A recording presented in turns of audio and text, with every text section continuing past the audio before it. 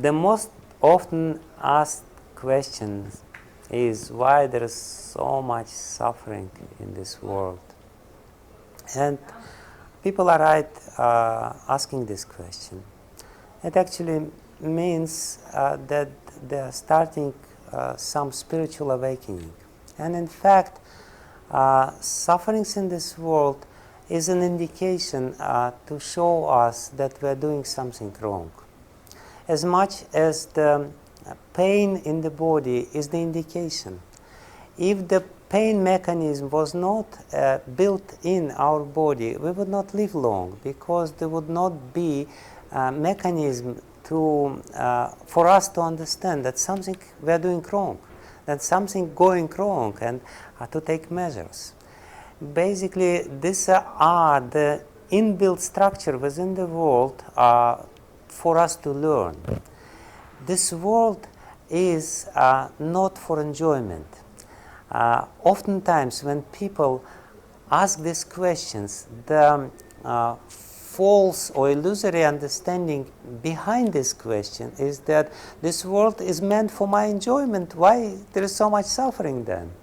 But actually this world is meant for us to learn. This world is meant to be the learning experience for the soul, and for the soul which is not perfect yet. To be the impetus for us to achieve perfection. The perpetuous bliss is possible, but only when we reach the perfection. In the kingdom of God, there are blissful souls which are uninterruptedly happy, and that's actually the ideal and the goal of everyone's life, to be uninterruptedly happy.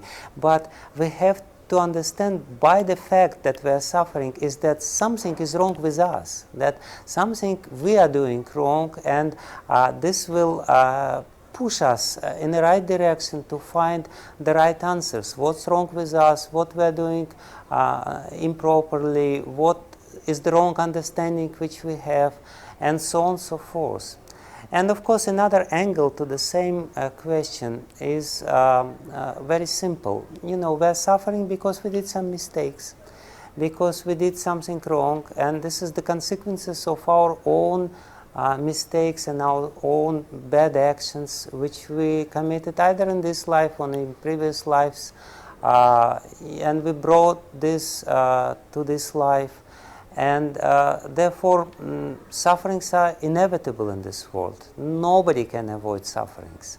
If you ask any good astrologer or anyone who knows the science of the future, he will say, you know, there are some bad influences in your life, there are some good influences of your life. Our life is the mixture of good and bad things. This is the other answer, but there is another angle to this answer which I wanted to give at the very end, and I think it's a very important angle. Different people undergo suffering, and they may undergo the same suffering, but their emotional reaction to the suffering is different. Some people take it more seriously and completely devastated and become morose and depressed and cannot do anything, even at the slightest sufferings. And some people can endure sufferings and moreover can remain happy even during the sufferings. So what is the difference between the two?